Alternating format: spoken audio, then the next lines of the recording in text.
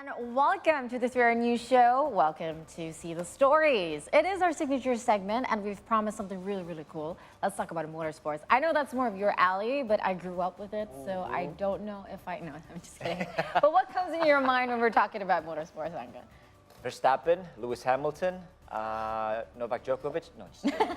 I'm so old school. I'm still like at Kimi Raikkonen and Michael Schumacher level. Yes. What do you call him? Ice. No, something. He's got a name for himself. Yeah, I know. Yeah, I know. cool. But yeah, may he recover well anyway, Yes. Michael Schumacher. But speaking of race, in 2023 E-Shark Rock Cup Indonesia Round 1, Altaf won 3 trophies in the mini ROK, is it Rock or ROK class? Well, and number one fastest of the day trophy. Wow. That.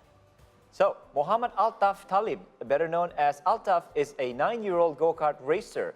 Although he has not been racing in the national karting event for a long time, thanks to the guidance of Indonesian karting legend Presley Martono, Altaf is more confident now. And although still a rising start, was his clean, calm, and patient racing style that made Altaf won the 3 trophies. He was also born in a racing family who influenced him. Right. So now let's find out more about Altaf. Yes, and right now in the studio, as promised, we have Muhammad Altaf Thalib, Kanaka Gusasi, and Presley Martono right here with us. Welcome, guys. It is very, you guys are so calm. Yes.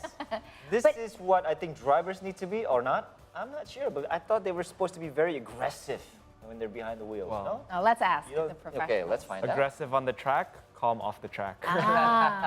Well, welcome to the studio, and Altaf, congratulations on your achievement. I mean, how does it feel? This is like, it was January, you won 5th place in the senior RK and improved to 3rd place in the senior B. And for Altaf, you're still very young, right? You're 14? 14. Yes. This is Kanaka. Yeah, this is Kanaka. Kanaka is the Kanaka is 9th. 14. Yes. Yes. Altaf. Yeah, okay. All right. Yeah. So, you guys, when did you start go-karting, or when did you start getting behind the wheels? Yeah. You start. Kanaka first. I started when I was 4 years old. Good Lord. See, we asked Presley what is the youngest age to start, and he's Speechless. I know it's like 7, 8, okay. And Altaf, how What about old you? were you when you started? 7 until 8. 7 until 8. 7 and 8. Okay, all right, all right. Okay, I have a huge question. Driving, these are like real motor sports. Like these are motor vehicles with high risk motor vehicles. How do you start? Like, how did you start? Did you start like with mini cars that the parents got you, and then straight away got to go-karts? What was that like? I mean, to Presley first as a professional, and I want to know how you guys started. Yeah, I think we all start is from like, we call it Bambino carts. So it's like really, really small So carts. it's not a go-kart yet. Well, it is a go-kart, but Okay. you know, obviously the size is The much size is, smaller. okay, a lot yeah. smaller. And then eventually we go up to something called like, on the screen, This. a mini cart. And that's when okay. it starts, you know, professional karting, everything. That's around from the age of 7 to 11. Right. And then eventually we go to senior karts, which is what Kanaka is racing right now. Yeah. Oh, okay, so is that the last category before he moves on to, let's say, open? I don't know what you call the single-seaters, category. exactly. The seniors. Yes. Okay. So single-seaters. So Single-seaters. Formula 4, something. So with Oh, karting, Okay. senior is pretty much the last one. Wow. Oh Yeah. my goodness. How? this is- yeah, So I want to ask the boys straight away. How were you both introduced to driving? Altaf, let's start with you. So first, my dad introduced me with karting, and I start with my coach with a go-kart and tied to my go-kart. Oh, So straight away into the go-kart. wow. Straight away into the karting. Yeah. No like little cars, toys. It's like I always think that you have to have that transition. You but have to gradually, yeah, yes, but move some up. people go Wow. straight away. That's amazing. Yeah. Very. Oh, What about you, Kanaka. Kanaka? I also just started karting immediately, and it wasn't even on the track yet when I first started. It was literally down the street when I first went on a go-kart. Well, like when I drove independently, and I didn't get on my dad's lap. Oh, so is that It's the one of the dad ways lap. to start also, to get on your dad's lap also? Yeah. Like this? Dad lap. My husband does that. I recall, Yeah, yeah, I think Yeah. so. A lot of like, fathers that was do the first time I went on a go-kart. Oh, so cool. It was a rental, but yeah, Now, how often do you guys practice, train? every Saturday. So it's a Almost every weekly, Saturday. Okay, Yeah. it's a weekly thing for you guys. Now, is there anything, because I play tennis a lot, all right? I played tennis a lot when I was younger, and in tennis, you actually practice, well, you can say every day. But this definitely different, right? You don't go out to the race track and do this every day. So maybe start from you, Presley. What do you know? What is the good practice regime for the guys, Yeah. for the racers? Yeah, that's a good question. So usually for on track, it's quite limited, like you said, because we don't have the luxury of practicing every day because it's quite costly. Yeah. So usually it's once to twice a week. But other than that, there's a lot we do to keep in shape. For example, we do a lot of physical training, physical exercise. too. So That's we all have personal trainers Sweet. Wow. that we have to keep up our cardio, our strength, and everything. And aside from that, modern drivers, we all have simulators. So racing simulators. That's Yeah. the fun part. So basically, we can practice anytime at home, and most of us have it at home. For example, I actually have a racing center based off these simulators. So sometimes they come over to my place and we get in it. So this is a bunch of different methods to practice karting because every day practicing karting is obviously a lot. It's a lot to take on the body, right? So tell me your favorite, let's say, cardio exercises that you normally do. Cardio. You have one? Kids jump Cardio? around, that's already You run cardio around, exercise. You jumping jacks for 2,000 times, something like that? Treadmill. Okay. Ah, Yeah. What about you? okay. What's your favorite exercise outside of the steering wheel? Yeah, I just run on the treadmill. That's a good one, right? Yeah. Yeah. Because we for example, racing drivers. Let's say you're Kanaka's level at a certain age. We target to try run like 5 kilometers under 20 minutes. So that's there's a benchmark of Right. how fit you need to be. Okay. Because the target is when you race, you cannot think at all about fitness. You can't think at all whether you're tired, whether you're not. You have to be 100% fit. So all you're using your brain for is okay, how do I overtake this guy? How do I how do I go faster? How do I stay more consistent? Okay. Ah. Amazing. Well, I think it takes a lot of dedication. You started when you were 7, and you started, when you were like was it 4. Yeah. 4. Wow. What are your proudest moments so far that you've achieved in terms of your competitions that you've already done? So in 2019, like I was a national champion actually Oh, in congrats. the mini class, Uh-huh. and this is one of the proudest moments of my life and my career. That was 2019. Yeah. Good job.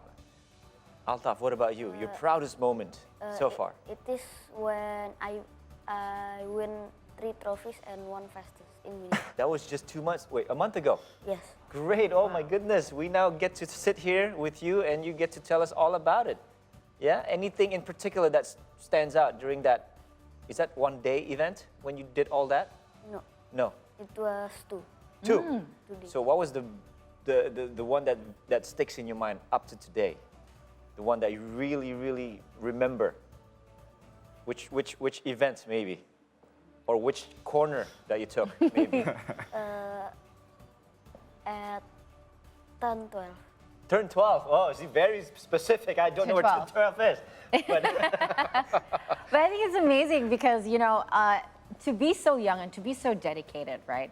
How far would you say, how far do you go to practice for, the goals that you have to in the next competition, for instance? Because as Presley said before, you're not capable of going on the track every single day.